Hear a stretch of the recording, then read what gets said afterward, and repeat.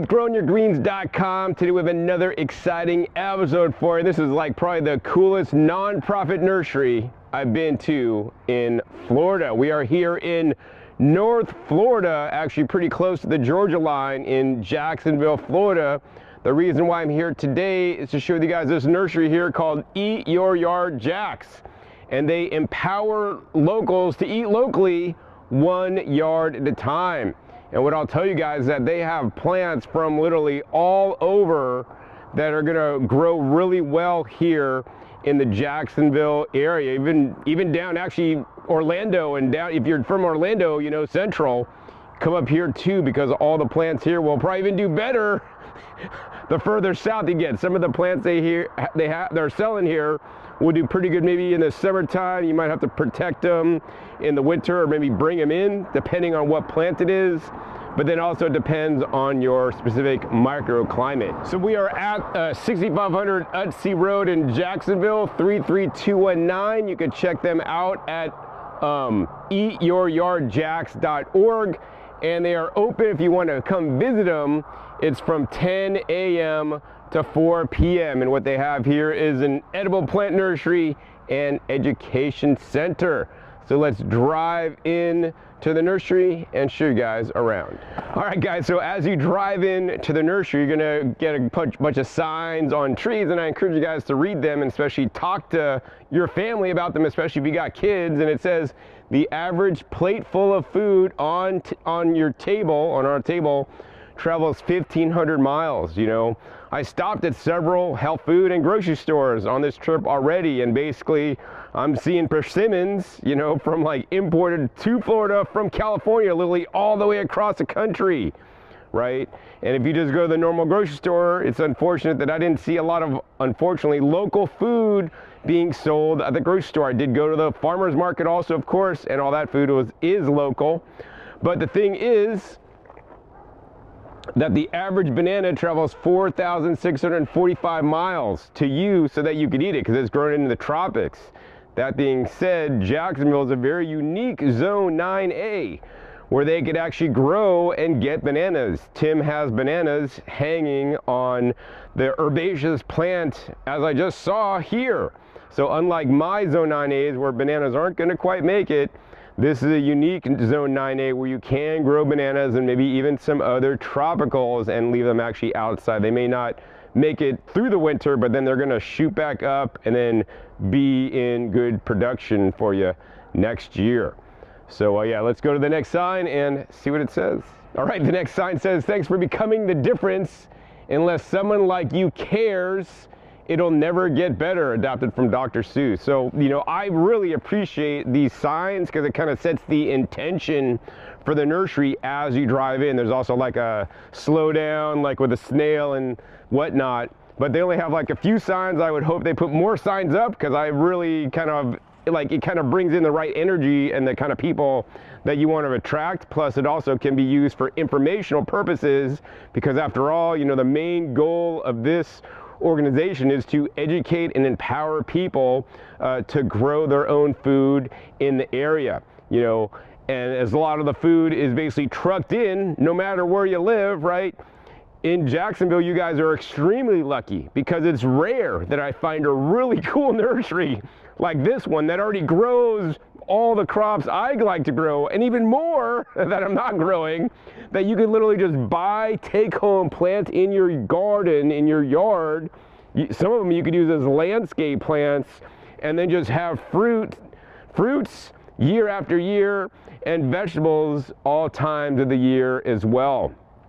So, you know, for those of you guys that live in Jacksonville and the surrounding area, North Florida, even South Georgia, this would be an excellent place to come to get your plants to get set up properly. Because if you just go to a standard corner nursery or go to a big box store, they're just going to have standard annual vegetables. They're not going to have the special perennial plants and, more importantly, all the rare food crops literally that Tim has collected from around the world that you could grow here in this particular climate zone. All right, so there's another sign on the tree and it says, Toto, we're not in Kansas anymore.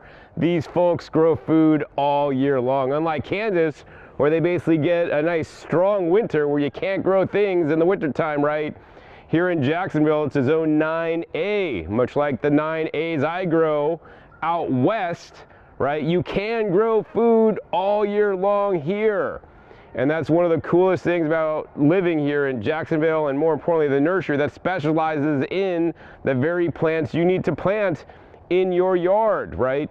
While they do have 40 acres, and I'll call this basically like a nature preserve because it's pretty natural, like most of the acreage, they have a small area dedicated to the nursery, and then they have a few paths running through, like literally like the wild forest here was what I'll call it, right? They have also demonstration areas that they show you guys what you guys can do in your small space at home. If you don't have acreage, if you have acreage, yes, you could grow a lot of stuff, but most people just live in a standard like tract house or small house with a small amount of property like me.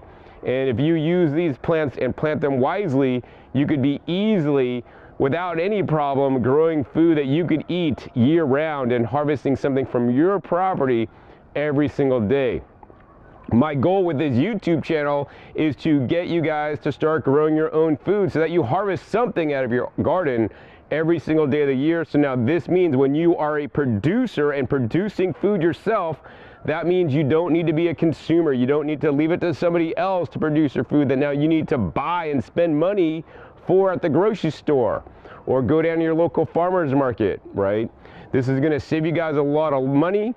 This is gonna allow you to have foods that money can't buy. I mean, some of the things he grows here, like you can't just go down to the store and buy some of these things that are super healthy, like longevity spinach. It's called longevity spinach because you're gonna live a healthier and longer life if you eat it, as well as a lot of these the foods that they're growing here, right? Everything is so nutrient dense that they have planted here. Anyways, without further ado, let's head down the road further and finally get to the nursery. All right, guys, so when you get in, you're gonna have, there's a little parking area that you park at, and it just says park here. So you're gonna park there, and then you're gonna walk in past this gate right here, and there's gonna be another sign that says, welcome to Eat Your Yard JAX. And they have a list of current events, which they have nature walks for like $10, mushroom class, but they also do many other classes, especially get a lot of organizations and schools to come in where they teach the kids, because that's one of their primary missions, is the education mission. That's one very important component of their mission. And it's on the bottom of the sign. It says, we are a plant nursery specializing in edible, useful plants. And that's what pisses me off about most nurseries. They sell useless plants. Actually, I was at the Jacksonville Farmers Market, which is basically a lot of resellers reselling produce. And there's a nursery there, and some of the prices there were insane. And you know, I mean, there's a lot of house plants, and I guess some people would call those useful, you know, because they could bring nature and beauty and connect you with nature inside your house. But to me, the plants here are truly the useful plants. And then furthermore, it goes on, it says, our mission to educate children and adults on growing healthy food by providing demonstration and resources to empower them to participate in urban agriculture. So as I look out over here, I see a lot of different demonstration areas. Their nursery and their main building is over there, and I see all the plants. They have like greenhouse and aquaponics setups and animals for the kids when you come.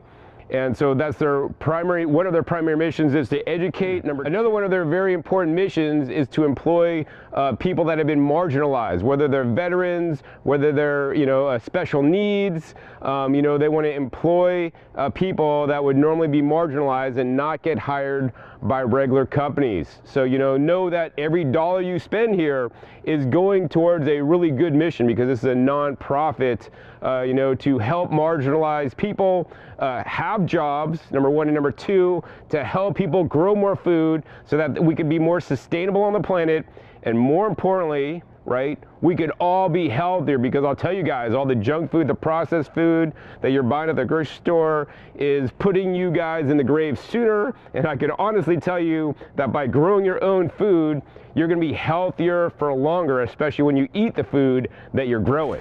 All right, so once you get in and you do the parking area thing, then you're gonna walk in a bit further. You're gonna see a bunch of buildings behind me, and it says, this is a working farm for your convenience and safety. We have created a gray gravel area to define our visitors/sales portion of this farm.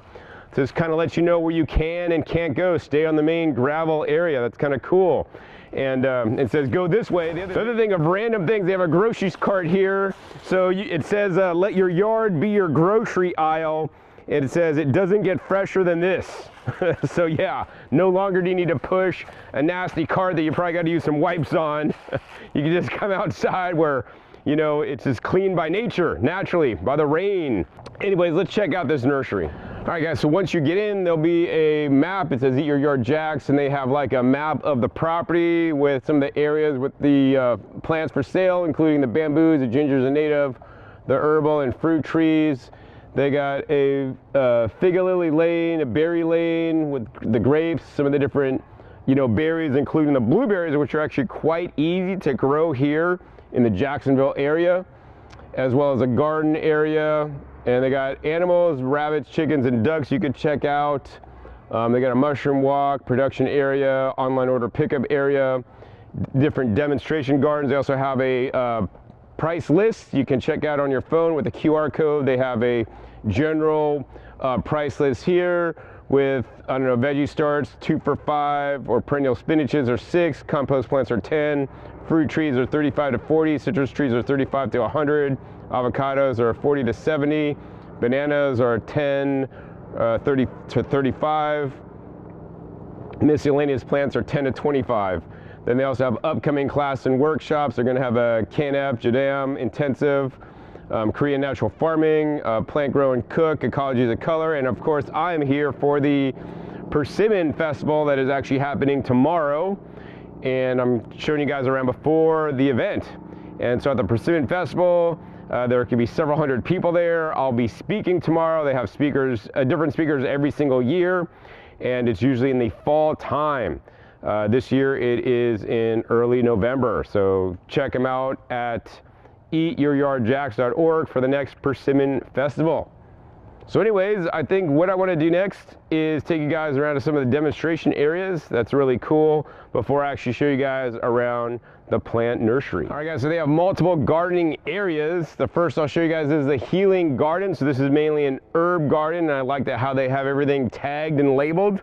You know, just looking at this garden, you know, I see a lot of things that are tagged and a lot of things are not tagged. So my personal opinion, especially as an educational nonprofit center where people come to learn, you know, I mean, I could come in and see like, oh, that's Egyptian spinach, that's this, that's that.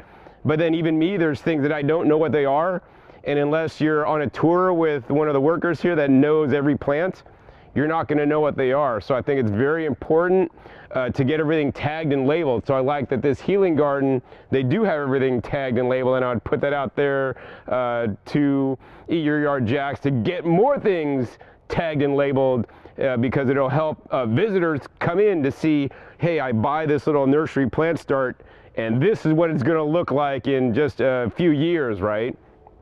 Anyways, I really like how everything's tagged and labeled, especially people that are coming in new that they never grew anything before, to get like a little write-up on how some of the plants that can be grown easily could be used, especially when people see the plant like, oh, that's a pretty plant, the pineapple stage, then they'll learn like, oh, this is how I could use it, right?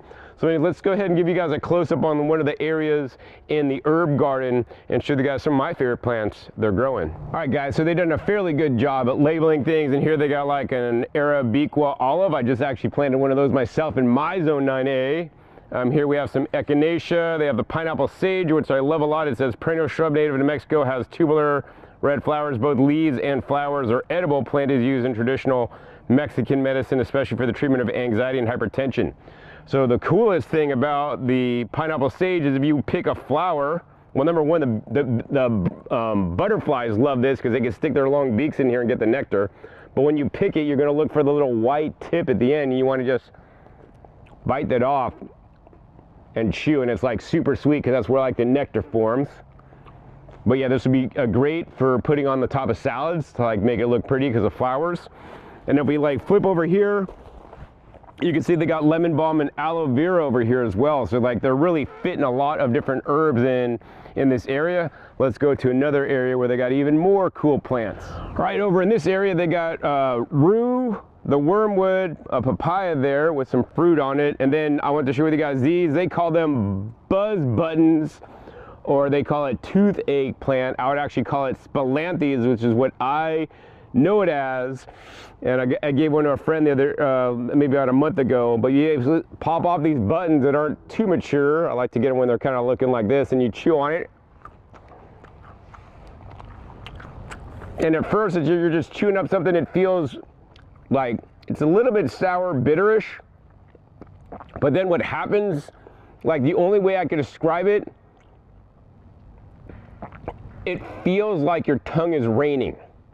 So you could only imagine if it feels like your tongue is raining, because like every little pore on your tongue now is just raining out small bits of saliva. You've never felt anything like this in your life. I think it's really cool. It's fun if you like, if nobody ever did this before and you give them one and you can see their reaction. But traditionally this is used for like toothaches. Of course, you could also eat the leaves too, which will give you the same effect to a much lesser level. It's like to harvest some of the younger leaves and actually just add it to salads for a nice bite. And so if we read off the sign, it says, a flowering herb with a unique property that causes tingling and numbing sensation when chewed. This is due to the presence of spilanthol, a compound that acts as a local anesthetic. Yeah, so my tongue is actually a fair bit numb. I'll say they got some pretty potent spilanthes here. So more signs. I love how they've done this. I hope that in the future, like everything will have a sign, because I really dig signs personally. Anyways, you can see we got things like St. John's wort, the prickly pear. We got the plantain, the comfrey, bacoba. It's like right here, and then we got the horsetail right there. We got turmeric, they got moringa, they got all kinds of things planted. And it's really nice to see a nice moringa plant or a tree that's growing. I mean, that thing's like at least 8 feet tall, looking nice and bountiful. All right, guys, so the moringa's here and it's super tall. So normally what they do is when it gets super tall, they just basically hack it back and it'll have new upshoots. So like in cultivation, they normally would never let it get this tall. But what I like to do sometimes is basically just bend down one of the branches, and the best leaves to harvest on the moringa for eating is the baby tender new growth right here. This by far is the best for eating raw. Just add it to salads, eat it fresh. If you want to cook with them, you know, the bottom leaves will start to always turn like yellow. So you want to go up from when they stop turning yellow and they're still kind of green. And you can just break off whole branches and then just take these off, and you could just, you know, blend these up into like a smoothie. You can dehydrate them into a powder. I steam them and eat them. You could also juice these guys, which are they make an amazing juice as well. Or of course, you could just eat them as well.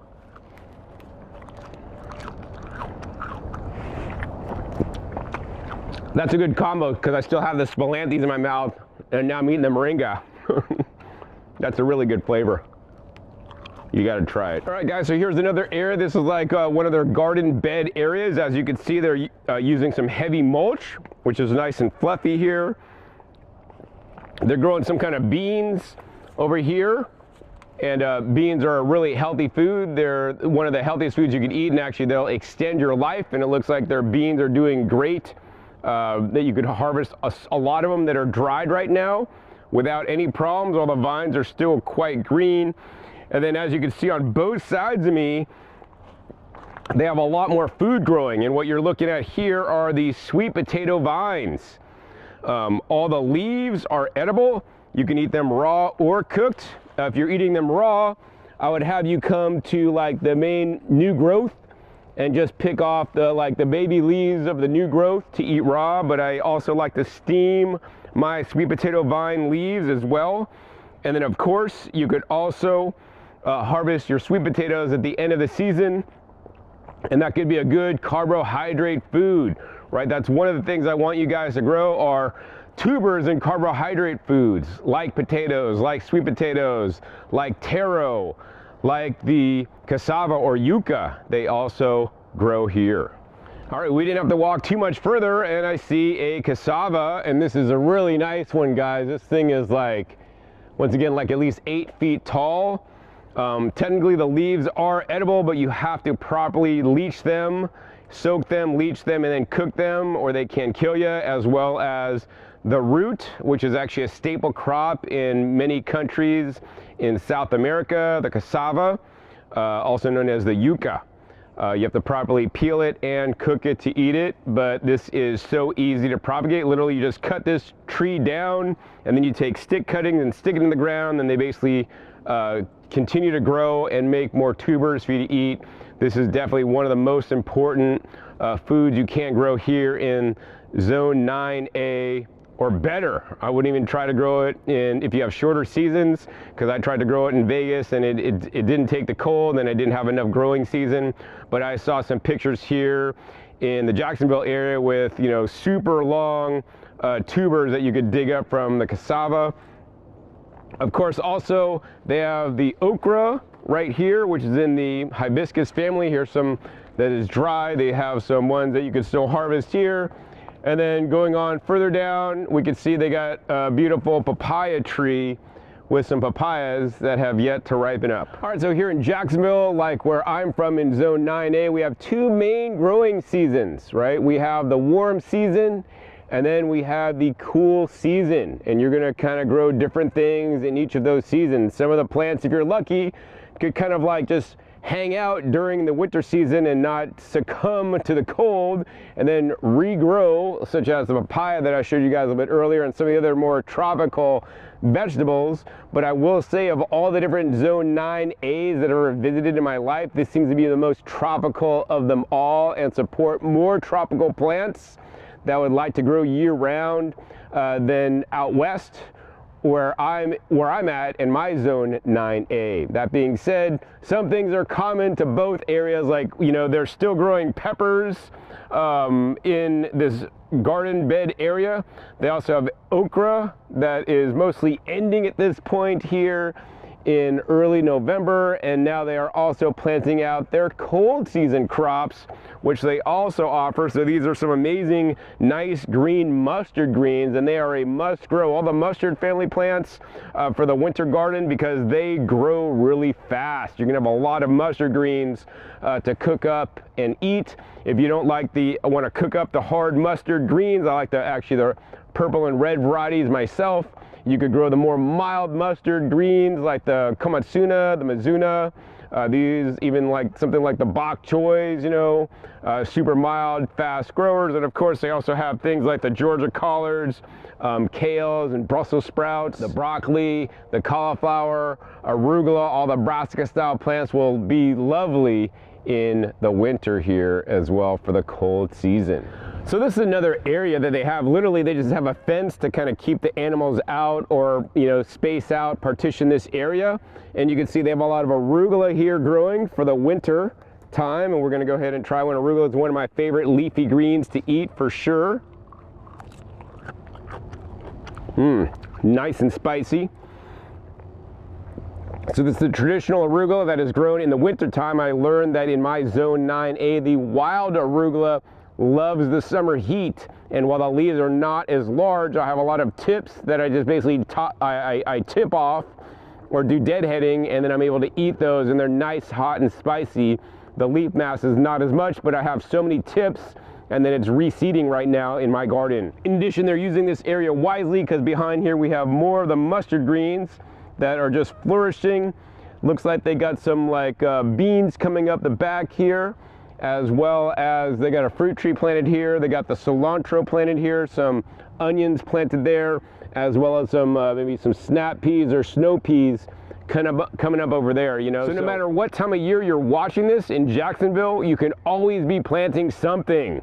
You know, that's why I love like the Zone 9s, you know, more than the 8s, where it does get too cold. So if you live in one of those colder zones, you might want to move, and Jacksonville's a fairly good place from what I've seen so far. They got some good arugula at least.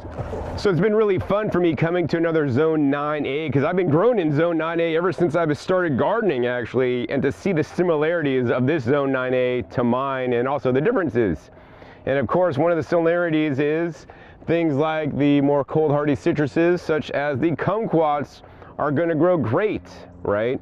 And also, of course, he also has the pineapple guavas over there that I love so much. He's trialing some name varieties, as well as he's got things like the figs, the pomegranates, and the loquats. Also persimmons that I'm quite familiar with, as well as avocados in the ground that he's found have done good here in zone 9A. So it's really cool to see like old favorites and also new ones that maybe I would only grow normally at my Puerto Rico property in the tropics. All right guys, so one of the crops that doesn't do so well for me in my zone 9A has been the Roselle. Whether I've grown this in my Northern Cal place or Las Vegas, like in Las Vegas, like don't put this in full sun. It's gonna barely grow. It's gonna barely eke through the 100-degree weather. I found that if I put it in shade, then it actually does quite well. So it's not getting direct sun. Actually, but here in North Florida, it just loves the weather. It has just 1,000 calyxes on the plant that actually they harvested buckets full for the Persimmon Festival, where they'll be serving like the Roselle tea, and they just have a whole hedge of these all the way along, and they are just doing amazing. I visited a farm yesterday where they're growing actually the white Roselle, which have the white buds or the white calyxes instead of the standard red ones. And I would encourage you guys to actually grow the red ones because they're more nutritious than the white. And of course, to remind you guys that all the leaves here, because mostly they harvest them for the calyxes also, but the main thing is the leaves are edible as well and have a nice like sorrel lemony flavor that you could use in salads. So to me, you know, these are more valuable for the leaves than the flowers or the buds that are normally used. All right guys, so one thing I really love about Eat Your Yard JAX is that this is on like 40 acres. Like literally I would call this like a nature preserve. This is an area called the Bamboozlevard. It's like you're like bamboozled, but it's a bamboo. They got clumping bamboo planted all down here that one day will be used for construction probably, or stakes or something. But actually this area is really nice. It just actually goes to the accessory parking lot, so when there are events, people could walk in through this, and there's also other trails throughout the property that you may also be able to hike on and just like literally reconnect with nature. You know, a lot of nurseries, or pretty much every nursery that I know of that I go to is like in the city. It's like paved over, right? So it's really cool to see a more natural nursery in nature growing food, and also giving you the opportunity to connect with nature, because that's actually a big part of what they're about here. All right guys, so there's so many different areas here at the nursery, and I can't show them all to you because they're like some demonstration areas kind of near the nursery, but then away, and then they got fruit tree clumpings and plantings all over with different kinds of fruit trees. I'll try to show you some in a little bit when we go to the nursery area, but I want to share with you guys this real quick. It's very important, you know. Pawpaws, which are actually the tree right here, are a fruit native to the United States before the white man came. You know, a lot of the fruits were imported, and so they're really growing like native foods that were here.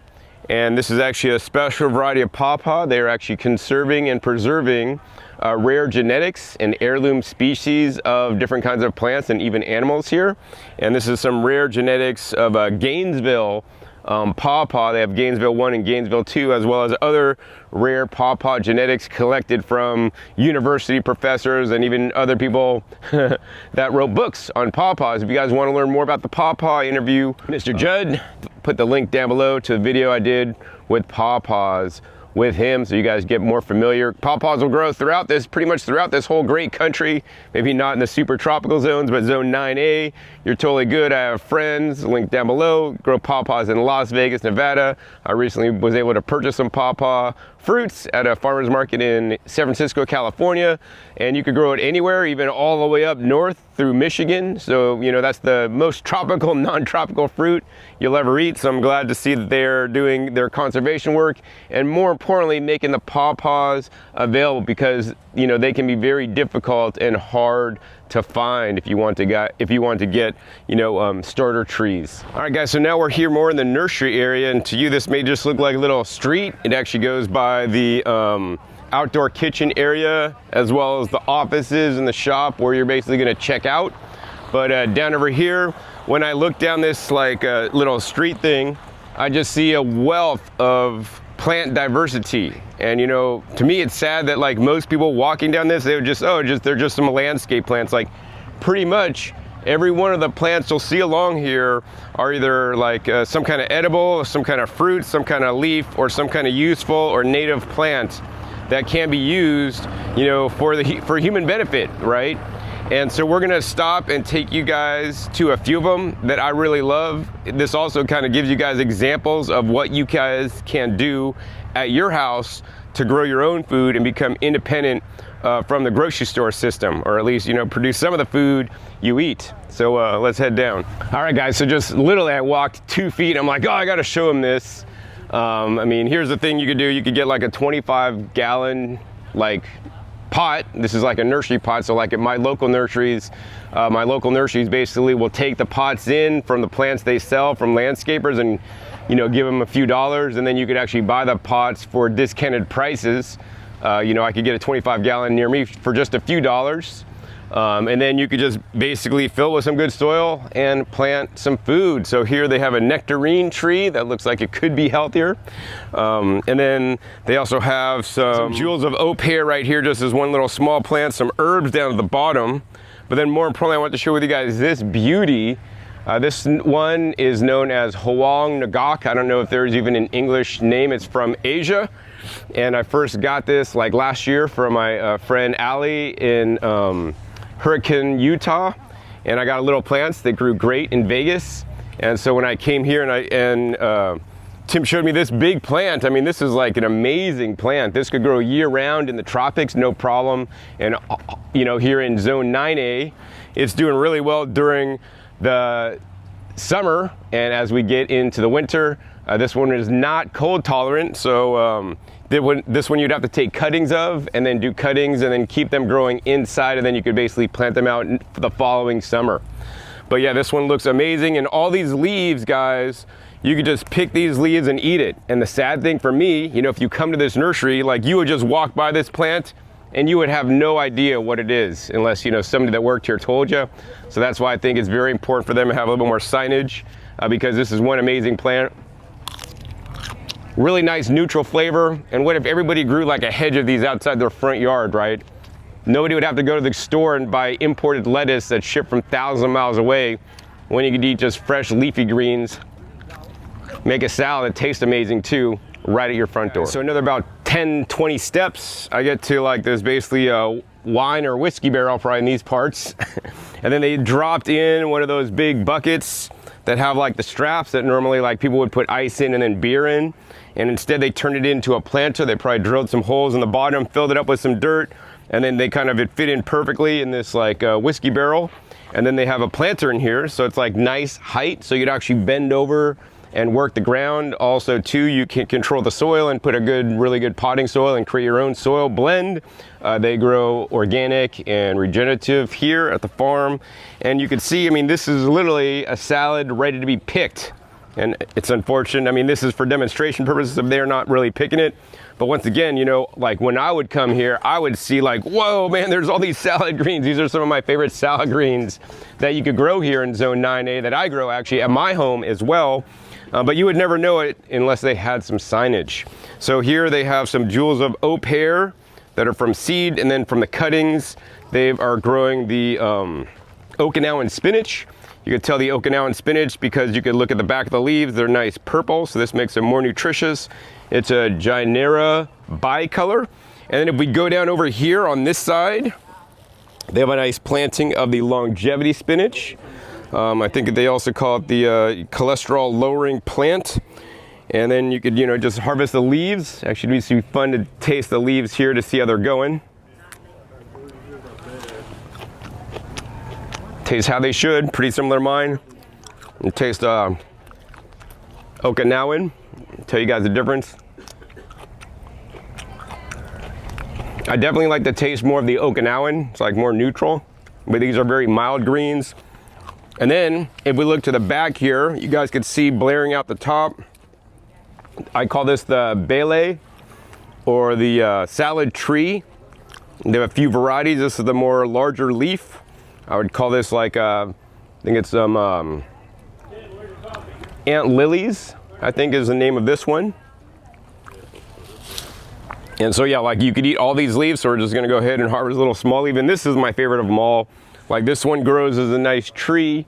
In the climate here, zone 9A, you can plant it out basically spring, summer, and fall. And before it gets too cold, you'll then take cuttings of it, or move the pot inside because it's not gonna handle the cold well. The Genera handles like 33 degrees. The longevity spinach. And then the Okinawan spinach, cold tolerance is probably fairly similar as the longevity spinach. And the longevity spinach actually also known as a Genera. And so yeah, let me go ahead and taste this, what I call a Bele leaf.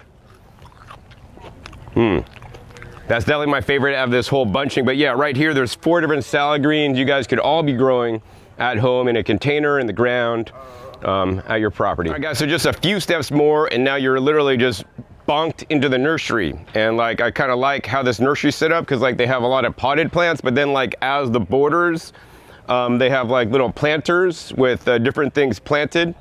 And so you can see examples like all around the border that I'm looking at. They got like figs, beauty berries, like plums planted around.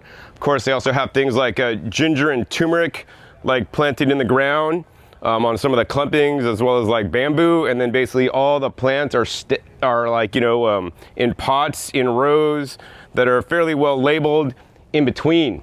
And so you could just check out and just meander and wander and read the tags and see what they got. Actually, I want to show you guys a special they have right now. So of course prices are subject to change and it's probably not gonna be these prices. But if you come at the end of the season, and I'm here actually on the morning of the Persimmon Festival that I'm speaking at later today, they'll put some things on sale. So yeah, let me show you guys like the most amazing sale price you'll ever find on this plant. All right guys, so check this deal out on the turmeric, right? The turmeric is half price right now only. Normally the price can be double when you come, unless you're coming here like, this time of year. Half price turmeric, right? 1 gallons are $5. That's completely insane. Like I've never seen turmeric this cheap. Look at this nice plant right here, guys. Nice turmeric plant that's like at least 3 feet tall, super healthy. This is $5. Like everybody that comes here today, they'd be dumb if they didn't buy one of these. This is so cheap, man. And have you guys priced out like organic turmeric at the store? Sometimes it's like $20 a pound or more.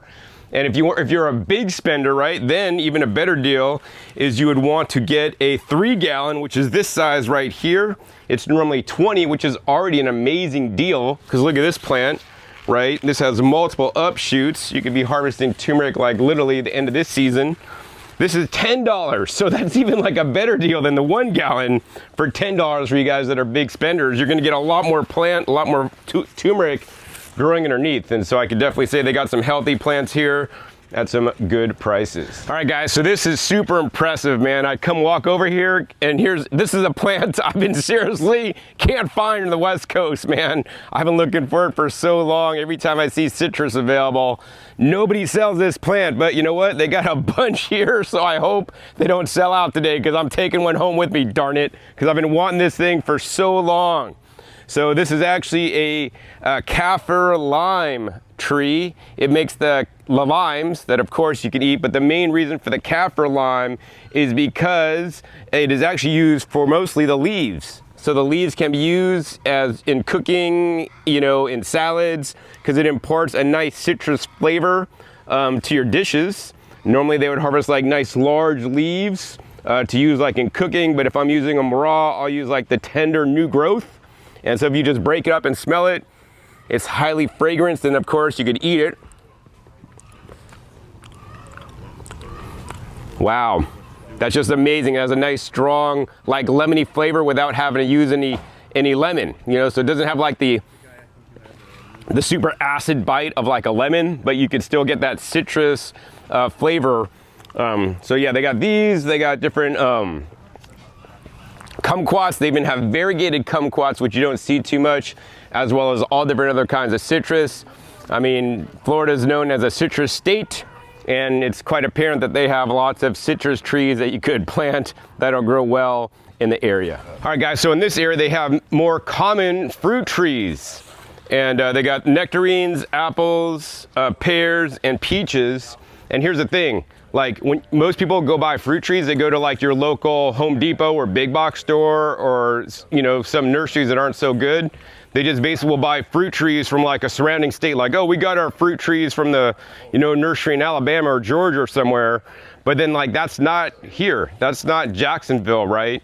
The problem is when you're buying some of these trees that require what's called chill hours, that need to be a certain amount of cold. You need to have a certain amount of cold when they go dormant over the year, when it's not that cold, right? So that it's cold for a certain amount of hours, like chill hours, right? Maybe the fruits from fruit trees from up north require more chill hours and they'll perform great up there, but then you buy an apple tree you plant in your garden, you never get apples because the chill hour requirement is 600. And then, you know, for here in Jacksonville in zone 9A, you need low chill hours. So they have the proper varieties of apples like the Anna that I'm familiar with, because people grow the Anna apple in Las Vegas and it produces apples there, as well as the nectarines, the sun racer, different varieties of pears, and the peaches that are all going to perform well here because they've tried them, they've sold them, they've gotten feedback from customers. So they only get the ones that are going to do good here in this unique climate here in Jacksonville. All right, guys, so now we're here at Figure Lily Lane, and you could actually walk this little lane, and on both sides, which we'll show you guys, on both sides they have different kinds of fruit trees that you can buy. So they have like a lot of native trees and crops such as the milkweed, which will be a good pollinator and habitat. In addition, they also have things like the persimmons and the figs, which are a lot more popular. So let's show you guys those. All right, guys, you can see the figs behind me, and we got 1 gallon figs here. And this would be considered a 1 gallon fig right here. This is a black mission fig, and they're only 10 bucks. So it's like the prices here are amazing. That being said, I want you guys to hunker down, and you know, the goal always is to buy a more established plant that is older. So instead of trying to save money and like, oh, I'm gonna buy the $10 one, I would strongly encourage you guys to buy the one that's in a larger pot size, 3 gallon, 5 gallon, buy the largest size that you can afford, because that means you're gonna be eating fruit off your trees earlier rather than later. Also, generally older plants that are more mature are gonna be a lot easier to manage, take care of, and basically kill, especially if you've never done this before. All right, guys, up next are the persimmons. Persimmons are like an underrated crop. Most people don't even know what persimmons are, which is quite sad. And there's a big sign up there that says persimmons, a native fruit important to the native population and early settlers. So, you know, here's the thing, right? There's the American persimmon, which is an astringent variety. They're actually quite small. I just saw some in Missouri, right? They gotta be fully ripe before you eat them, and they can be delicious. That being said, there are improved varieties from Asia that are now being grown as the dominant kind that is normally grown when you think of persimmons. So because I am here at the Persimmon Festival today, and persimmons are one of my favorite foods in the world, you know, normally they have the 2 main kinds of Asian persimmons, the fuyu, which is the more hard, crunchy kind you could eat like an apple, and the haichia, which is the more astringent kind. So they have pictures. The haichia persimmons need to be totally soft, like softer than a ripe avocado for you to eat them. Otherwise, they can have a lot of tannins that'll suck the saliva out of your mouth. It's not gonna be sweet at all. You're gonna have a terrible experience. In addition, the tannins can cause these things called bezoars in your gut, which actually can kill you. So I don't want to scare you guys from persimmons. If you guys want to learn more about the persimmon bezoars and how in a few case studies people have lost their life, I'll put a link down below to my video where I completely researched this discussion topic. It's very important, if you do grow the astringent varieties persimmons, to only eat them when they're ripe. And then also you may want to especially not eat the skin and avoid the seeds. And also, of course, this depends on any pre-existing health conditions. So if you're already having digestive issues or have some health challenges, then you might want to avoid the astringent persimmons. But the fuyus and the non-astringent persimmons are pretty much safer. I've been eating like persimmons for 30 years now, and they have a lot of health benefits, and they taste amazing too. And I could definitely vouch for the Florida persimmons that I've been eating on this trip. Taste amazing, and you could grow them even better in your yard. Because I mean, honestly, if I go to the store to find them, I went to a health food store the other day, they're selling imported California persimmons here in Florida for $6.99 a pound. Guys, you could grow them yourself and have an abundance for free.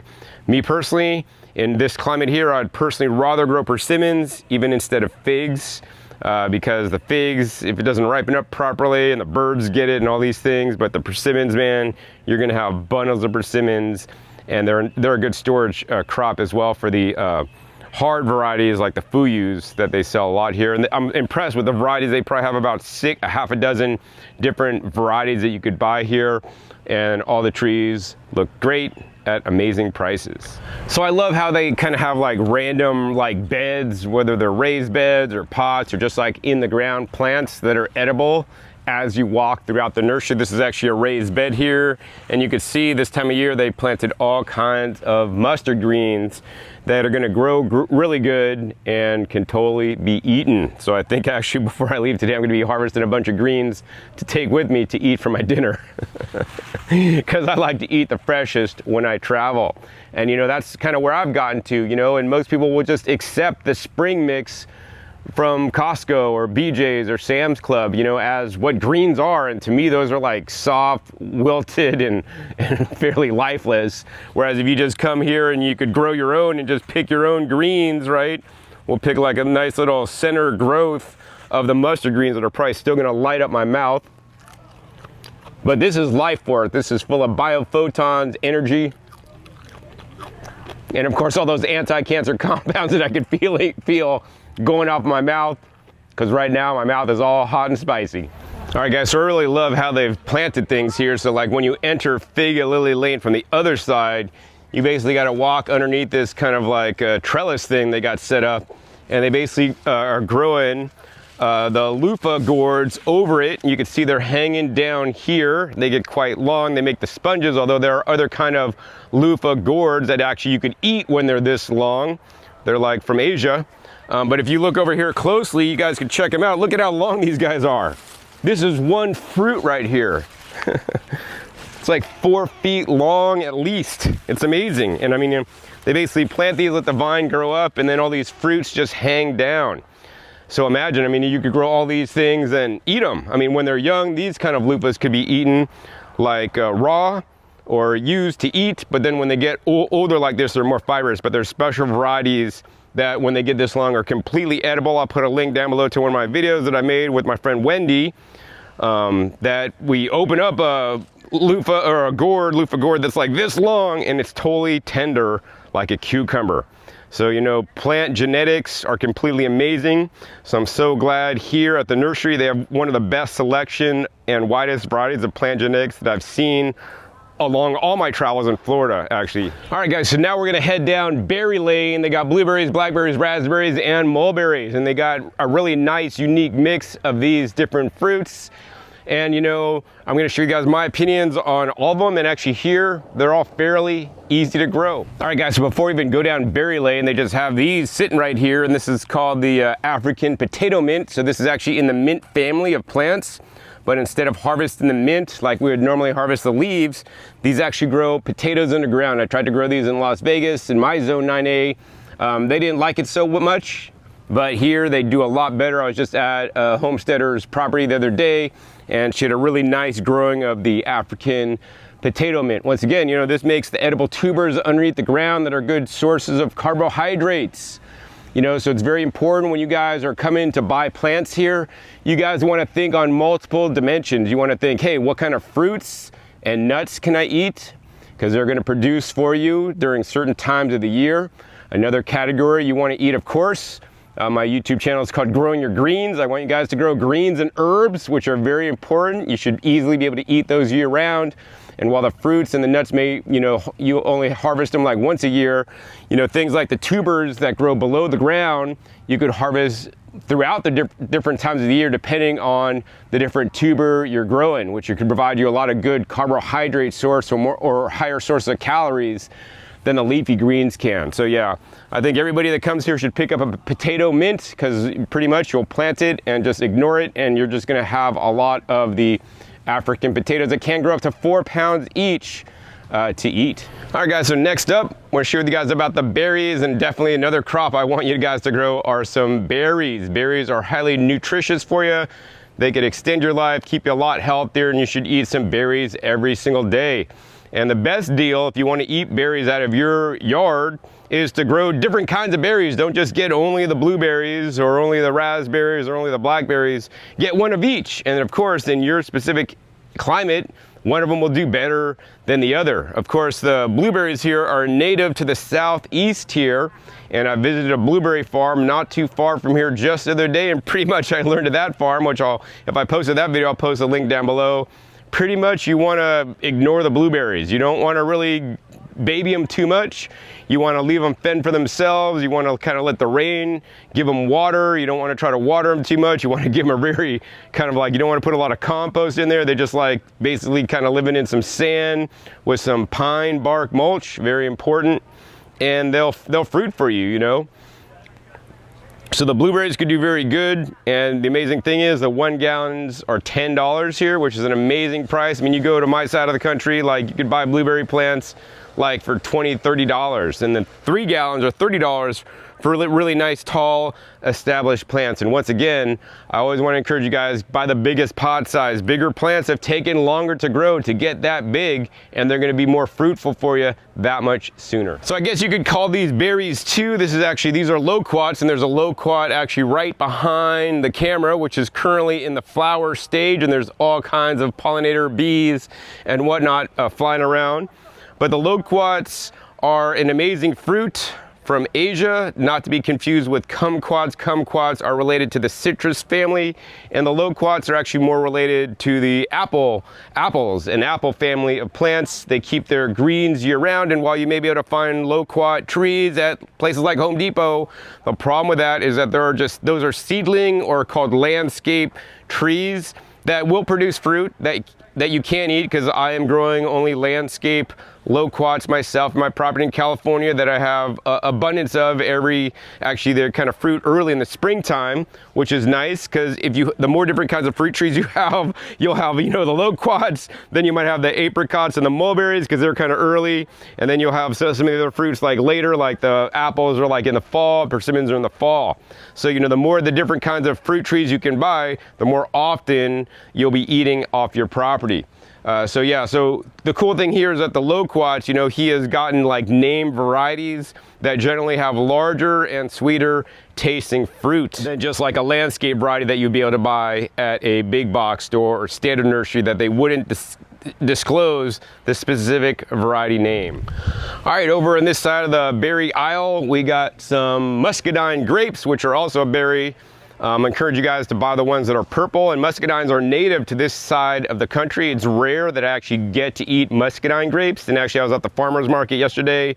They're selling like the muscadine grapes for like $5 a pound, and they are delicious. I encourage you guys, if you guys buy the muscadines, to get the ones that are more red or purple skin versus the green skin, because they are a lot more nutritious. And of course they also have the blackberries, and they have like named varieties of blackberries that are thornless. So unlike the ones in the wild that have all the thorns, the blackberries they sell here are the thornless variety, and they are literally a dream to grow. All right guys, so this was very fun when I saw that he had these here, because normally I would be familiar with these berries when I go to Hawaii, because this is the dominant berry they grow in Hawaii, because Hawaii is the tropics. So I'm glad that, you know, here in Jacksonville, it's kind of like on the border between like subtropical / kind of tropical. And so actually they're being able to grow some more of the tropical fruits, such as the bananas, such as the papayas, which actually also passed by some of the trees a little bit earlier. But they got the Mysore raspberries, which is what most people are not aware about, that are not in the tropics. So these are pretty much just like raspberries, but they love the heat. I will tell you guys that these guys are quite thorny. So if you have an area, maybe at the front of your property, where you want to keep people out, this would be great to plant up a hurricane fence and kind of use this as a crop along the outside so that animals can't come into your property, or even people can't come into your property, because these guys will get you. I just got stuck kneeling down here to show you guys all these amazing Mysore raspberries. Yeah, so I love these guys a lot. Of course, right now they're not currently in the fruiting stage. All right guys, so right behind me are all the main plant starts, whether they are annuals or perennials. They're all mixed up.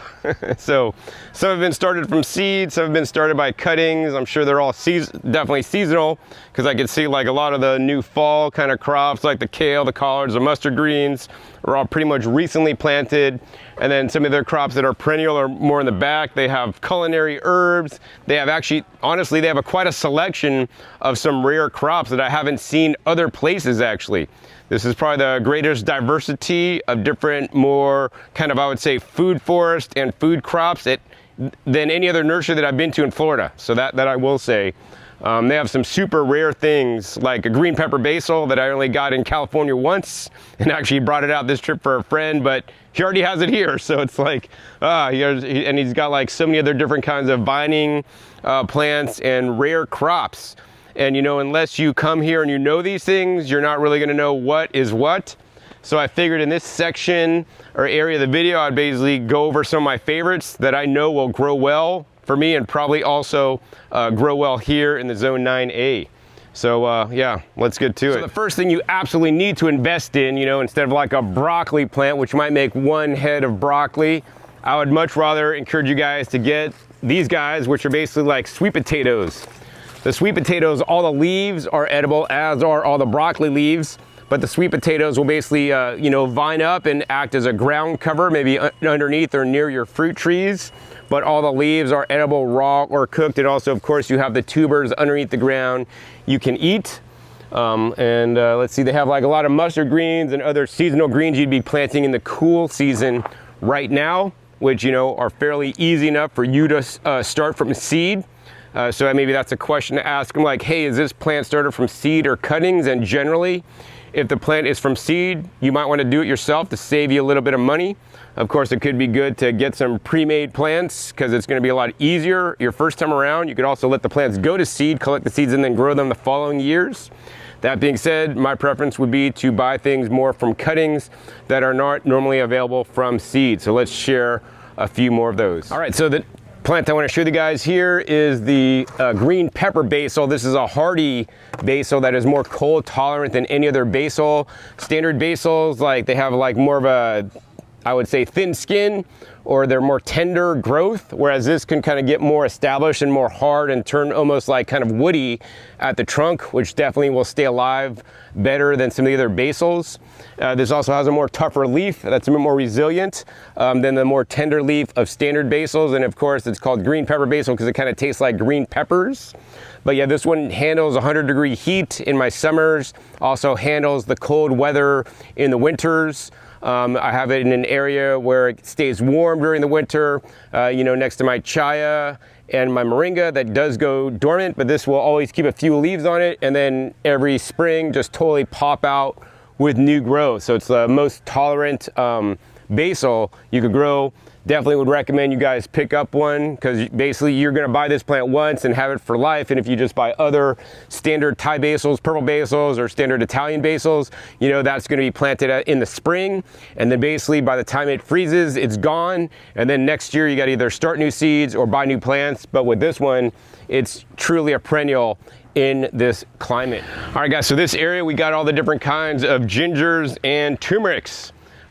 Definitely for me, I would like more signage in this area. I mean, he has like written on, you know, what kind of ginger it is or what kind of turmeric it is. This is like the black turmeric, which is extremely rare. You guys wouldn't know that. And he probably charges a good price for this. He probably charges the standard price of a standard orange turmeric. But this one's a lot more medicinal and a lot more stronger tasting. So this would probably be my pick. But yeah, I really like that he has a lot of more rare things. He has a lot of shampoo ginger, which basically will grow for the little kind of fruit on top that you could squeeze, and this gooey stuff comes out. You can make your own shampoo with it. If you like, used to get Paul Mitchell shampoo back in the day. They had Paul Mitchell Awapui like shampoo, which is the Awapui is like the shampoo ginger, like the name in Hawaii. You know, so that's where I first learned about this, the shampoo ginger, and I'm so amazed that because it is tropical enough here in Jacksonville, the shampoo ginger will perform really well. That being said, I would also encourage you guys, besides that is used for like skin care or hair care, to get the real gingers. you know, that are edible because they are anti-inflammatory and probably even a bit more healthier in some respects than the turmeric that you should also grow. And these are very easy to grow in this, you know, tropical, humid style climate. So they have a whole selection of different gingers. The one thing I will say is that I would like to see better signage. It looks like their signage hasn't been updated in a while. With shampoo gingers and how it's used, as well as some of the other gingers that they have and turmerics. Like there's no signage for the black turmeric. I could recognize a leaf, and you know, but definitely more signage would be helpful to really kind of get people to know what these plants are and how useful they can be. Because if you just walk along here, I could identify a lot of plants and kind of know a little bit about them, but even some of them I don't really know, and I would like to learn more. But I suppose if you have somebody walking you around and they knew everything, they could explain it to you. But I'm kind of like more independent, where I like to walk around, discover, and learn things on my own without having to, you know, be somebody next to me. So yeah, that's the one thing that I think they just need a lot more signage. Like every different plant, you know, besides the tag in the plant, should have like signage explaining what it is, how it's used, because this will further their mission of getting people educated on the different plants, how it's used, how it could be easily grown and consumed and used by humans, so that you could grow more of your own food at home. Because otherwise, if you just walk through this place, you might think, oh, all these things just look like weeds. I mean, some of them could be better cared for, but the other thing is that I am here at the end of the, you know, summer or, you know, warm season. And honestly, some of these plants are going dormant, you know, or going out for the year. So definitely you want to try to always buy the plants that look the healthiest when you come here, because those are the ones that are probably going to perform better for you than ones that are maybe looking a little bit rough, because it may be at the end of the season, depending on when you come. So I really like how they use the microclimates here. So now we're like underneath some big trees, then provide shade for some of these plants here in the back of the nursery. And right here we have some comfrey, and this is actually the running comfrey. So this thing could totally take over an area. If you have more acreage or space, you definitely wouldn't want to plant this in a raised bed. This would be more of a landscape plant you would plant. And in addition, they got the turmerics here, which is right now are on sale for an amazing price. Also, you know, they could deal with the shade, or they could do more full sun. You know, a lot of plants are tolerant to shade, you know, so if you don't have a lot of full sun, you could always plant a lot of things in shade. It may just not grow as fast or, you know, produce as much for you, but it'll still grow. So you want to check with the people that work here and ask them, hey, will this grow in full shade? Because pretty much a lot of the seed packs you pick up always say full sun. But you know, things also, especially like the leafy greens, will grow pretty good in the shade. They just may not be quite as abundant. All right, so it's really fun to be here in North Florida to see some of the crops that are grown here, because I was just in Texas like literally about a month ago and at my friend's place, and I was just harvesting these off his trees in Texas. And they also had a big one over by the entrance here. This is known as the beauty berry, also a native, and it makes these like nice purple berries, which are probably easier berries to grow than you eat any of the berries that I showed you guys earlier. So you might want to pick up one of these trees. You could basically just harvest some of these little purple berries and eat them, and you become more beautiful because of it. Now, these are not a sweet fruit like regular berries that we know. This is like more of a wild berry, so it's a tad bit tart. You just want to chew up the seeds. I personally really like it, and of course, you know, this is more of a native plant that'll grow really easily. So it doesn't require much care. So it's, you know, I think the coolest thing about this nursery is that they have such a wide diversity of plants. Like, it's more diversity than I've ever seen in any kind of Florida nursery I've been to. You know, because they are kind of getting crops that could do pretty good in the tropics, like South Florida, some of them. And then they also have more of the northern crops that'll do good here in Jacksonville, you know. So yeah, the beauty berry does great here. They have an example planting. And yeah, I mean, I could probably spend all day going over all the different plants. I think I want to spend a few more minutes here in this section showing you guys some of my favorites. So one of my favorite plants, actually, that I normally see in South Florida, maybe not too common up these parts, is the katuk. So katuk is propagated by the cuttings, maybe by seed, but super rarely. Normally it's just done by the cuttings, because you'd stick the cutting in and it basically roots, and you could have another one. You know, I visited a farm here in this area that keeps their katuk alive year round. They maybe have to cover it in the wintertime because it maybe gets a little bit tad too cold for the katuk. I tried to grow it in Vegas and I kept it alive several years, but honestly in the hot, it didn't mind, but it really didn't like my arid climate. It really needs like more humidity to perform well, because the leaves basically taste like, have a nice nutty flavor. You know, my friend says it tastes like peanut butter. But yeah, this is definitely one you want to grow, and you definitely want to plant it in the right microclimate where it stays a bit warmer, so that the roots could stay alive, and maybe you might want to even cover it in the wintertime, and you'll be rewarded with some of the most delicious leafy greens that you could grow in this area. So I'm so glad that they make these available. All right guys, so this is a rack I don't want you guys to pass up. So it's this rack here, which they have outside during this time of year, that they're probably going to end up rolling into the greenhouse to the other side that I'll show you guys in a minute. And this is probably the most important rack or plants in the whole nursery, in my opinion.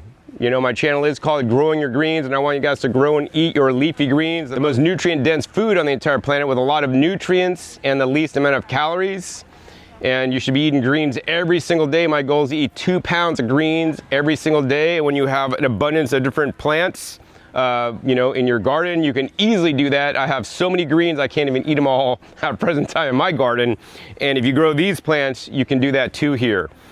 So on the top level, we have the chia tree, which basically is called the tree spinach. You need to cook them to eat them, or they can be toxic.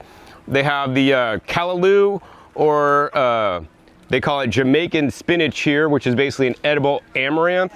It's like it's going into flower, so it's like you wouldn't want to buy these plants right now unless you want to save the seeds from them. So this would be better to, you know, grow in the springtime, because it's more of an annual, whereas the other ones in this area are more perennial, where the chia will just live year round. You could harvest leaves from it. For me, it goes dormant in Las Vegas. I lose all the top growth, but then come spring, it comes back with a vengeance. And then over here we got, as I showed you guys earlier, the Okinawan spinach that was in that whiskey barrel. And then over here we have the longevity spinach, also that was in the whiskey barrel earlier. And then here, this was the first shot I showed you guys, the Hoan Ngoc. They call it like the Vietnamese spinach, which is a really nice plant. I showed you guys the first one as we entered in that 25-gallon pot. I didn't get to show you guys yet the Brazilian spinach. That should also do amazing here. I just spoke with somebody that grows the Brazilian spinach, and it just totally takes over. So it's a low growing perennial leafy green. This one didn't like my weather in Vegas, where it's like hot and dry, but then I took the plant that was almost gonna lose its life to my property in Puerto Rico, and then it just flourishes by ignoring it, actually. That's really cool. And then of course, my favorite, which is right down here, which I'm glad to see, they call it the Bailey hibiscus. So that's the term that I'm normally used to calling it. And these are really nice examples of the Bailey. My Bailey, I plant them every year in the springtime, like April. And then right now, my Bailey is probably like 10 feet, maybe 8 feet tall actually. It grows as a tree, and just like tons of leaves I could eat. This is probably my favorite out of all these, because you can just pick the leaves and eat them just like you would lettuce. So you want to use like a lot of Bailey, chop it up, and then use all the other different leaves to like make a nice tropical salad. You know, I think it's so sad that we don't think about like what would be the native foods we would eat in our geographic location. People that live in the tropics in Asia, where it's quite warm, that's tropical climates, right? These are the greens they eat. They don't go to the store and buy lettuce, right? Lettuce is a northern crop. We are here in the subtropics. We want to eat the foods that are native to this area, that grow easy for us. And we need to get used to them, because we're all used to eating lettuce because that's at the store. But there's so many other different kind of greens, and they would call these like tropical spinaches as a broad category, that are delicious, edible to eat, and more fresh than this, you know, all the greens that are shipped in that could be transported in the cold, right? Under refrigeration.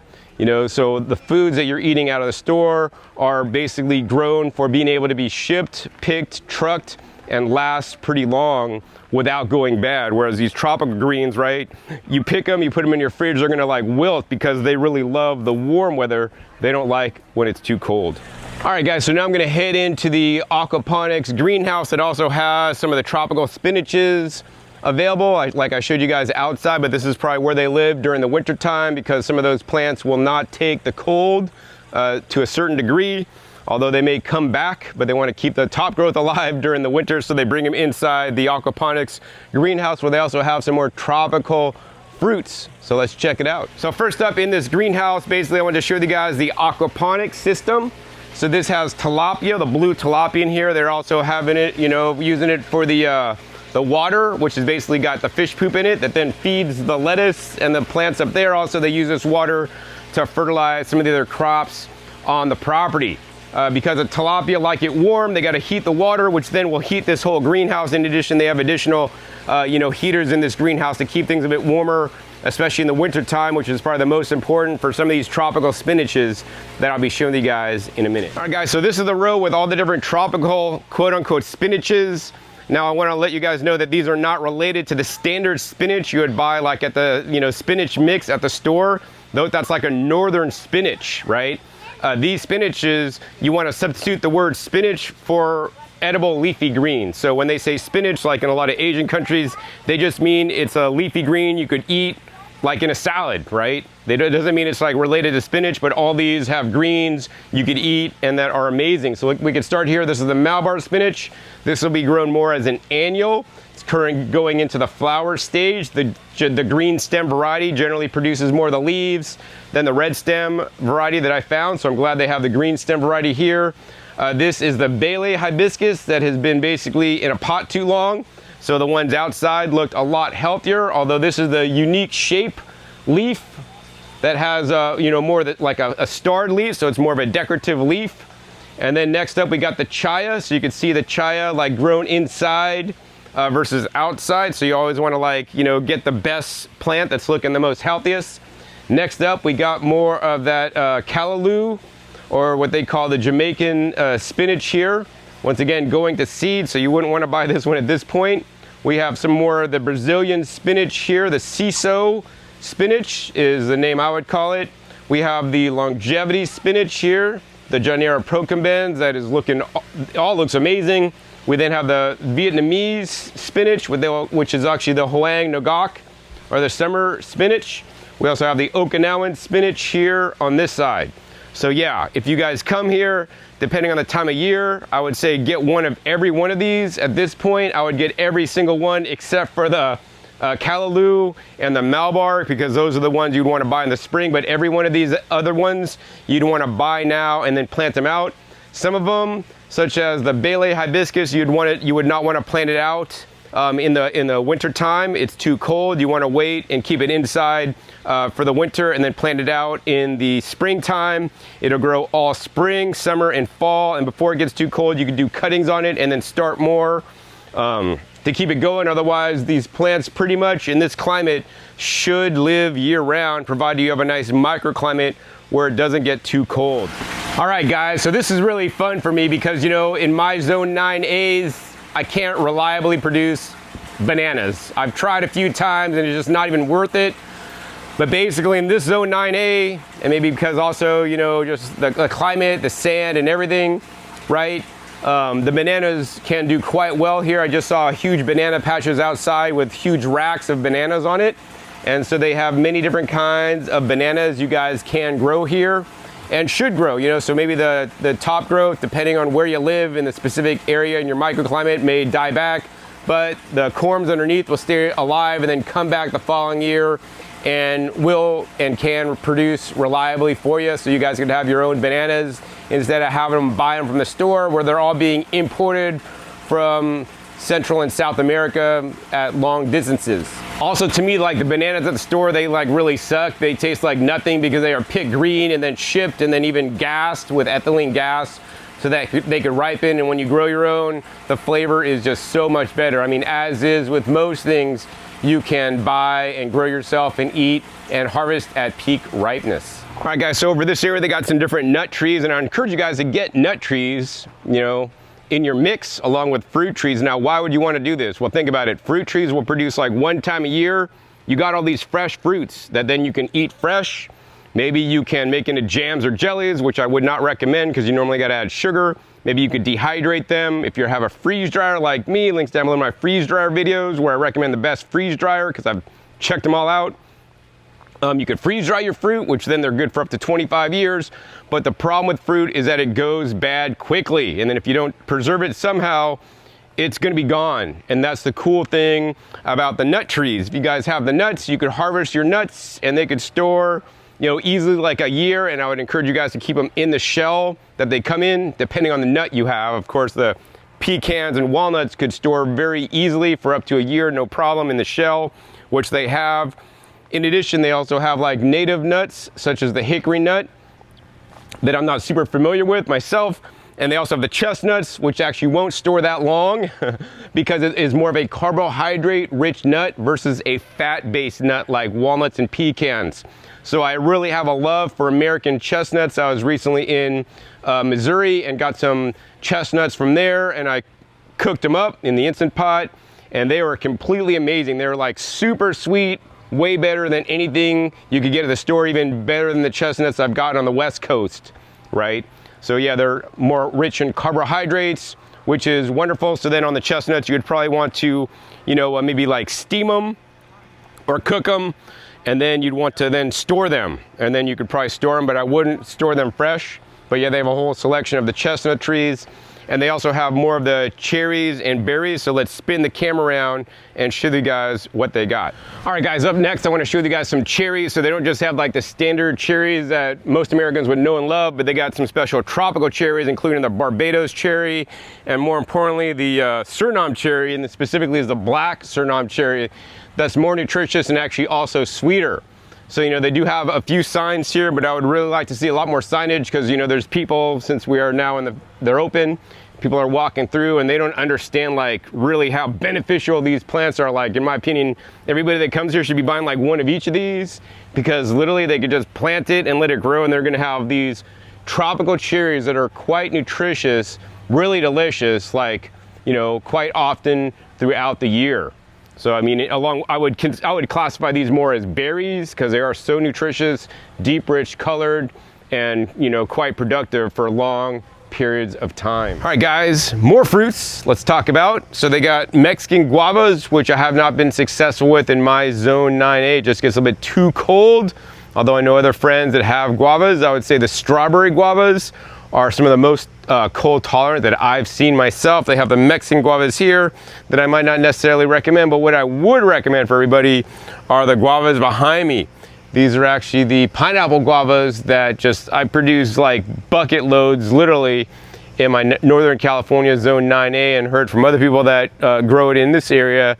They do amazingly well also.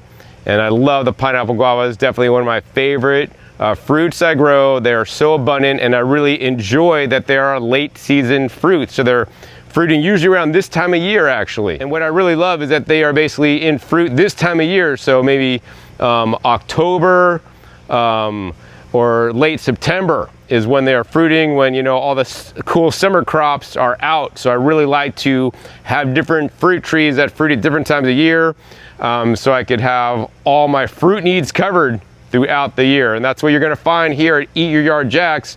You're gonna find things like the fajoas and things like the standard, apples and nectarines that are in the summertime, maybe even some bananas. You might even be able to use those green if they don't ripen up for you.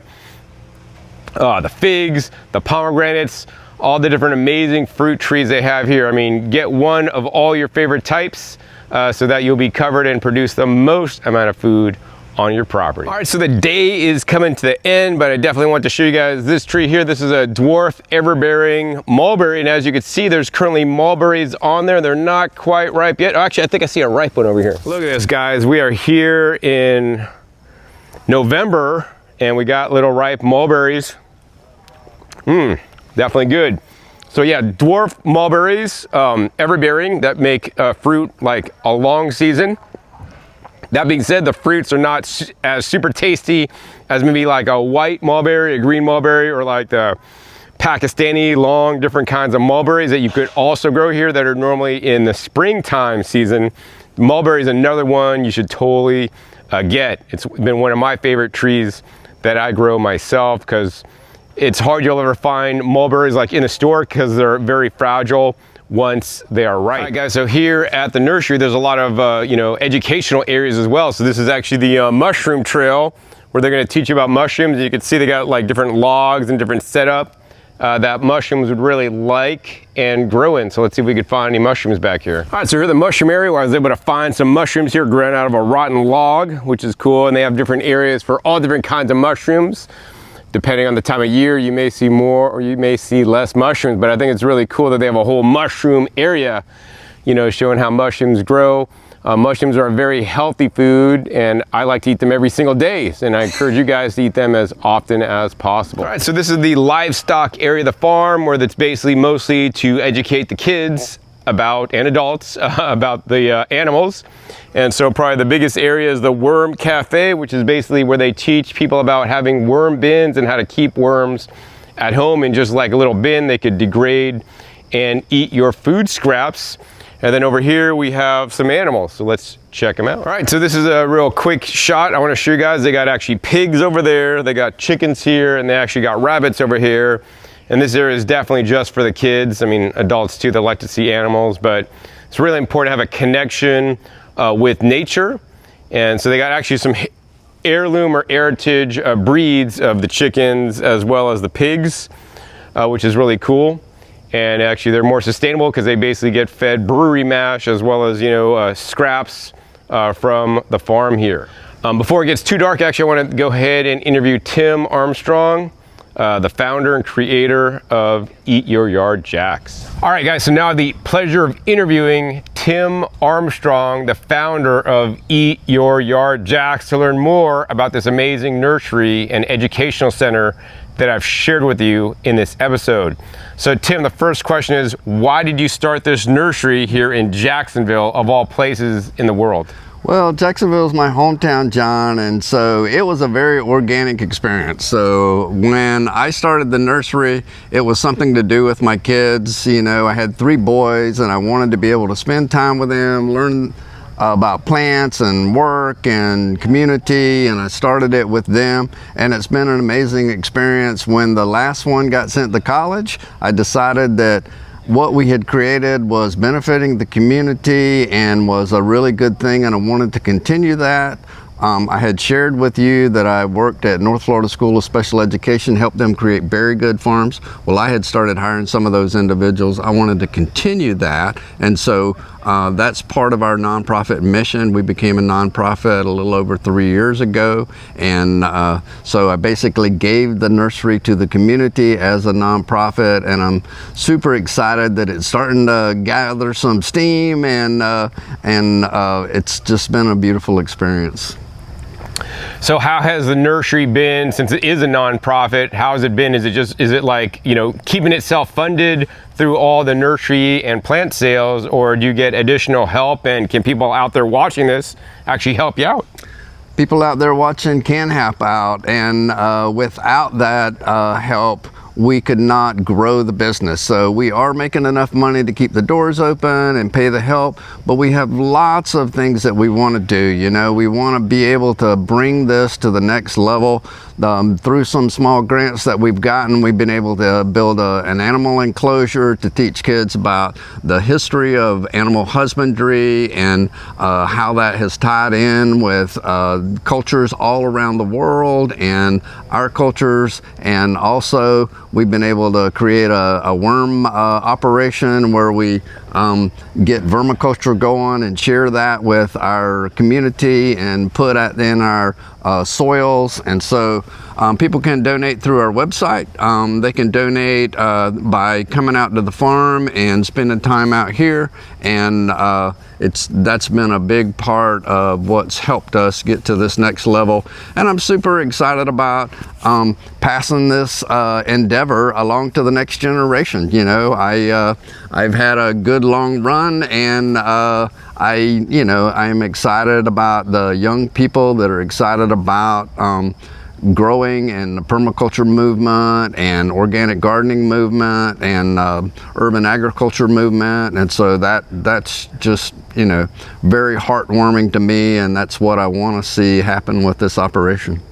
Cool. And so many people may not know the complete mission, because I did talk about it early in this episode, but you want to put it in your words, like the main mission of Eat Your Yard JAX. So our mission is to empower locals to eat local 1 yard at a time. So we're all about teaching people about growing food in their backyard to reduce food miles, to increase food security, to increase food freshness. And so all those things, and to teach this next generation about where food comes from. You know, people think that, you know, things come from the grocery store and that you should have bananas, you know, 12 months a year and oranges 12 months a year. But, you know, being able to teach people about the seasonality and why that's important and why that freshness is important, all those are key components to what we're trying to do here at the farm.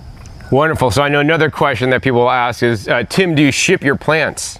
We don't ship our plants right now. There are a few items that we'll ship, but primarily we try to focus ourselves as a regional center here in Jacksonville, and so maybe that's the next step. So we, you know, I'm all about growing this business, and if that's what it takes to grow this business, but right now we just want to empower locals to eat local, and that's kind of where we're at. All right, so the next question out for you, Tim, is how is your mission and how are you accomplishing your mission with the local community? So we started out as a farmer's market business, and we touched thousands of people. You know, people come up to me and say, oh, that tree I brought from you 10 years ago has given us so many plums and so many, you know, peaches or whatever, you know. So, and helping people with their yards and teaching them about how they can grow things in their yards. And all that has just been great. And then all the hundreds and hundreds of people that come out here to the farm. I mean, you know, just this last weekend, you know, we had hundreds come to the farm. And so it's that's a great part of the mission. What we did at the school, where we created Very Good Farms in conjunction with North Florida School of Special Education, that was one of the kind of things that I really felt like was a pivoting point in my life and the community and building what we built here today. And so we hire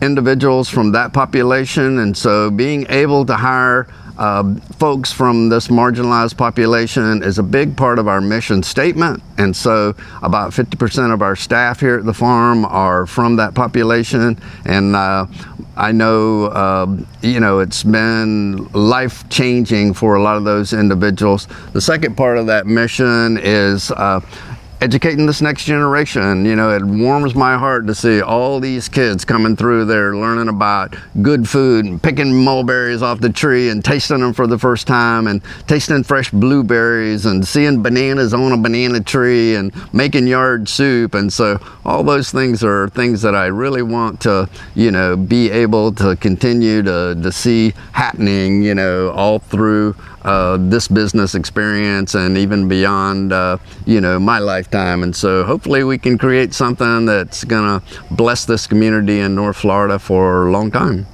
All right, so the next thing I'll say is that, you know, of all the nurseries I've been to in Florida, I'm about to say, like, Eat Your Yard JAX has the widest diversity of plant materials and different plants from all over. I mean, some of these things, like, I see here and like, oh, I have that, but I'm like, wow, I've never seen this at other nurseries. I mean, I've had to go to, you know, a farmer's market in San Diego to get this plant, and I've had to, you know, go to my friends in Utah to get this plant, and then, like, Tim already has them all here, and he didn't even get them from me even. So it's like, Tim, what drives you to, you know, actually get the widest diversity of plant material of, like, basically any place I visited in Florida, like right here in Jacksonville? Like, why, how do you do this, and why do you do this? I guess that's the plant nerd in me, you know. You met my old friend Zach, and Zach was my helper over at the school, and so he's more of a plant nerd than I am, but we're both pretty nerdy when it comes to plants. And so each time I go to a market or taste a food, I'm like, what was that, and how do I make that, and how do I grow that? And so, you know, while other people are spending time maybe watching a football game on TV, I'm nerding out on, you know, YouTube videos on odd fruits, and, you know, meeting people like Stephanie and just hundreds of other people, you know, like Michael Judd. I just got through visiting him, and, you know, the Pawpaw King, Neil Peterson, and, you know, learning about all these different varieties. And I was very very into edible plants and the native population. When I was young, I was a Boy Scout and, you know, spent a lot of times mucking around the woods of North Florida and South Georgia. And I always wondered what the people before us ate. You know, we were talking about that the other day, you know, what did they eat, you know? And so that really struck a thing with me. And I spent a lot of time in the library looking up, you know, Yule Gibbons books and just all sorts of books about, you know, the native plants and what the people before us ate, and native medicine. You know, I'm really interested in medicinal plants and plant, you know, the hundreds of thousands of years that humanity has been around. The scope of modern medicine is really a nanosecond in time, you know. So, you know, somehow we survived as a population. And so,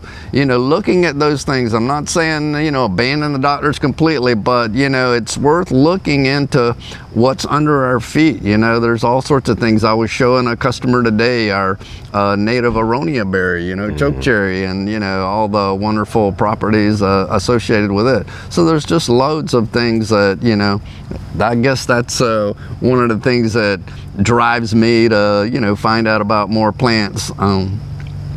Yeah, because he has such quite a selection of plants, and then to make them all available at like nursery level so that people could come in and buy these plants and then get them planted out just like astonishes me. Like, I mean, just the inventory this guy has, and hopefully he doesn't have to actually do inventory every year and figure out what he has and what he doesn't, because man, that would just drive me insane. He has like more plants than I've seen at most nurseries I've visited. So Tim, I mean, I was only able to show you guys like a fraction of the amazing plants that he has here. I wish I could spend here all day and make a video 5 hours long, but then only like 5 of you guys would watch it.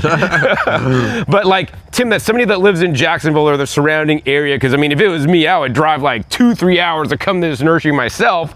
And then knowing that, you know, all these plants, a lot of them, or pretty much all of them, will grow in this area or even the surrounding areas if you have the right microclimate or take care of them the right way. Yeah. You know, what like 3 like perennial vegetables would you recommend to people? Is the first question I have for you. Well, moringa definitely. So for vegetables, you know, moringa is a really good one. I love Okinawan spinach, and I probably eat it more than any other of the perennial spinaches. I know you are a big fan of belay, and I do like belay a lot, but I probably use Okinawan more. And then maybe for my third one, I don't know, I use a lot of the basils. I love the gingers because they're, you know, so wonderful to, I was harvesting some gingers for one of my customers today. So for my other go-to vegetable, I would say the leafy greens like mustards, you know, I love, and Roselle. Oh, the Roselle. Roselle. Right, yeah, Roselle. You were doing some stuff on Roselle. You know, you're right. You know, you can eat those leaves all summer long, you know, and then a lot of the other hibiscuses as well. I was turning you on to that bishop's cap hibiscus, and that's an amazing one. And then we were talking about the some of the other edible hibiscus too. So, you know, I think all the edible hibiscuses, I could go with you on that one, because there's so many. The Roselle, the cranberry hibiscus, the belay, and then all the other ones you're talking about. Yep. So I think those that's a good family for here for like 9A. Yeah, very good. Yeah. And of course, you know, then once you get out of the vegetables, you know, I love, you know, like elderberries and you know, you were talking about the difficulty of bananas, but I don't really see that, you know. To me, I don't stress over them. I don't cover them up, you know, and I love to grow them, and I guess you see them a lot around here. And then blueberries and blackberries are my favorite. You know, the kids just, you know, love blueberries. When I created the farm for the school, we called it Berry Good Farms because we planted 200 blueberries and 100 blackberries in one day on the campus. Me and my friends from the school and my friends from the Veterans Farm here in Jacksonville. So then, because you have so many different, you know, wide variety of plants, Tim, which one were you most like proud or happy about that you're able to offer to people these days? Oh, I would say probably the pawpaws. You know, pawpaw is a native fruit. It's kind of forgotten here in the North Florida area. I have not been able to, you know, encourage any of my grafters here in the area. So we've actually started grafting our own pawpaws in the area. So I'm super excited about being able to offer that to the public. And then we were talking about, we're starting a line of the grafted loquats. And so they're pretty popular in South Florida, but you know, none of the grafters up here in North Florida are really doing them. So we're looking forward to being able to share more of the like champagne and gold nuggets and Ned's Delight and all those wonderful varieties of loquats with the community.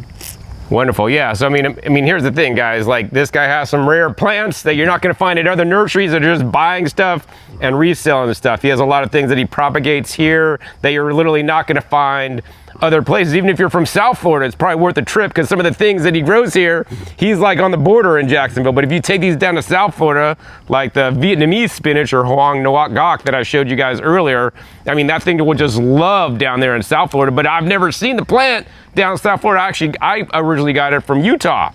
So yeah, so he has just so many things that are just really cool that you should definitely come out to this nursery, support him and his mission. And if you have some extra money laying around, you can support his nonprofit so he can continue this work.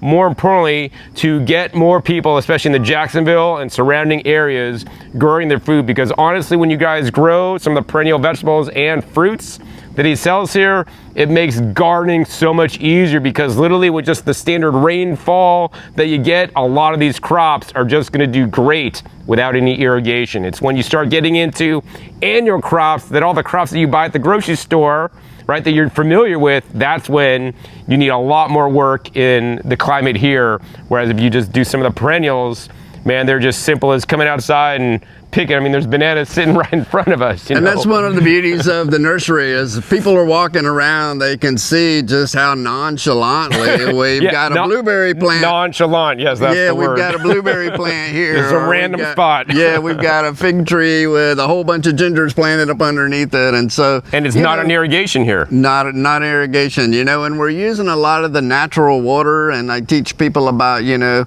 using those stall pot spots to put things that, you know, that where they want a little extra water, you know, where maybe the swell is turning right there and it stalls the water a little bit as it's coming off the property. So, you know, we've taken a real marginal property, because we're living in a hardwood bottom out here where the farm is, and you know, so it's not prime you know, growing real estate. So but we've made a little Eden back here, and so we love it. And I appreciate John and all that he's done with all his videos, and being here and sharing the love that we have here at the farm for plants and community and people, and it's just it's heartwarming. Great, Tim. So if somebody wants to come and visit you out here or learn more about you on your websites or social media, you want to share all the contact information, share with them when you're open and all these things? We're open every Thursday, Friday, and Saturday from 10 to 4 to the public. We're at 6500 Yutzi Road, 32219. We'd love to see you in North Florida. And you're right, John, a lot of people do come from mid-Florida, South Georgia. A lot of customers come. So, you know, please come and see us on the weekend. It's a lot of fun. Book a class. We'd love to see more school groups, and we're working a lot with the public school and homeschoolers, and we working on the state reimbursement program. So homeschoolers can use the monies from the state to buy plants to teach themselves about plant education.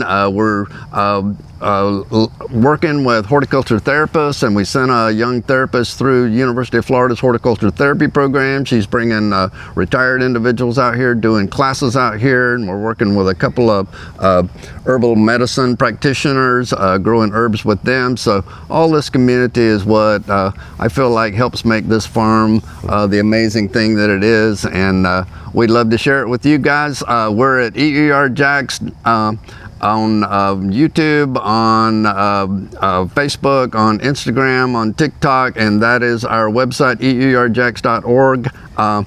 Please support the farm and come out and see what we're doing. Awesome.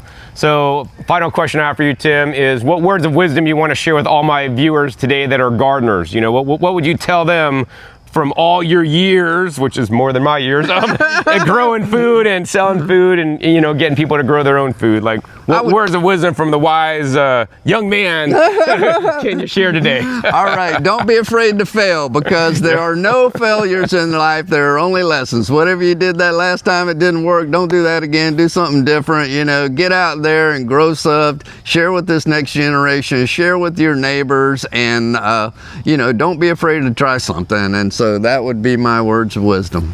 All right, bringing tears to my eyes as it gets too dark here. And what I'm going to tell you guys, when you come in the nursery, buy extra plants, because you will kill some. Or more importantly, like me, I like to usually get 3 of each plant, and then I plant them in different locations around my yard to find out which microclimate will grow them the best. So that way I'm like guaranteed I got 3 chances instead of 1. So you're hedging your bets, you've got better odds, and you'll be more successful even when you fail. So plan for failure, because you are really succeeding. You're learning what successfully not to do, and that's why we have a light bulb today. There you go. That sounds good. Well, thanks so much.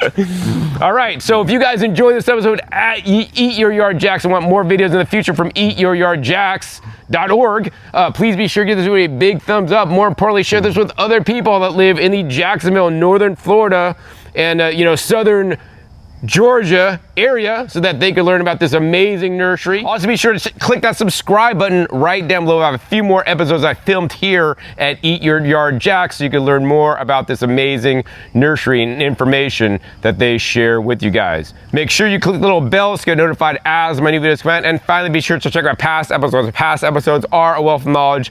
Over 1,700 episodes at this time on this channel dedicated to you guys all about how to grow your own food at home. So with that, my name is John Kohler with growingyourgreens.com. We'll see you next time. And until then, remember, keep on growing.